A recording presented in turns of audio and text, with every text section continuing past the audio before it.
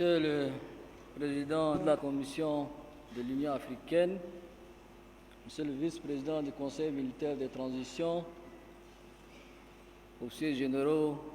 membres du Conseil militaire de transition, Monsieur le Président du Conseil national de transition, Monsieur le Premier ministre, chef du gouvernement de transition, Monsieur Goukouni Wadei, ancien président de la République, Mesdames, Messieurs les membres du gouvernement, Mesdames, Messieurs les conseillers nationaux, Monsieur le représentant de l'émir de Qatar, officiers généraux, officiers supérieurs des forces de défense et de sécurité, ambassadeurs et représentants des organisations internationales, Mesdames, Messieurs les présidents et secrétaires généraux des partis politiques, Mesdames, Messieurs les responsables des associations de la société civile, Monsieur le chef traditionnel, Monsieur le chef religieux,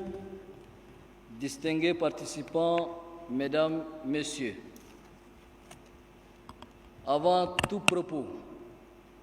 je voudrais rendre grâce à Dieu, Allah subhanahu wa ta'ala,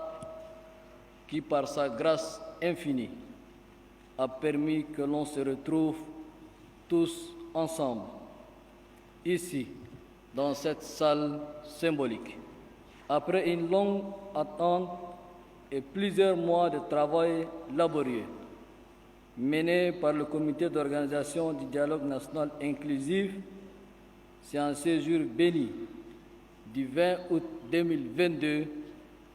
que nous pouvons lancer les débats sur les valeurs qui refonderont notre République. Dans la vie des hommes, les jours se suivent, mais ils ne se ressemblent guère. Il y a des jours qui marquent, des jours empreints de souvenirs qui resteront à jamais gravés dans la mémoire collective. Ce 20 août 2022 fait partie de ces jours. Aujourd'hui, nous nous retrouvons à un tournant décisif de l'histoire de notre pays, car dans quelques instants, nous allons poser les premiers jalons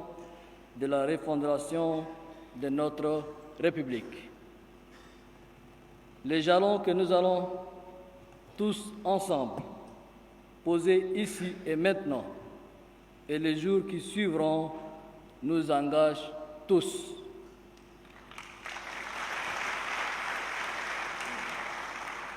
Au regard des enjeux et des espoirs entourant ce dialogue, chacun et chacune de nous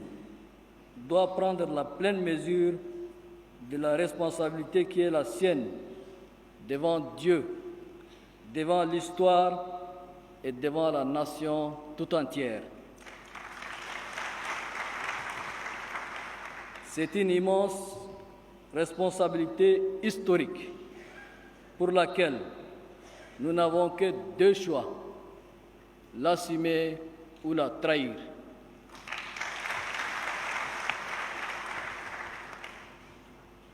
Mesdames, Messieurs, distingués participants, mes chers compatriotes, en cette circonstance historique marquant l'ouverture solennelle des assises du dialogue national inclusif et souverain,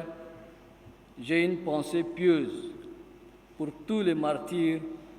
qui se sont sacrifiés pour la cause nationale. Je salue la mémoire du défunt maréchal du Tchad, Idriss Déby Itno, qui s'est battu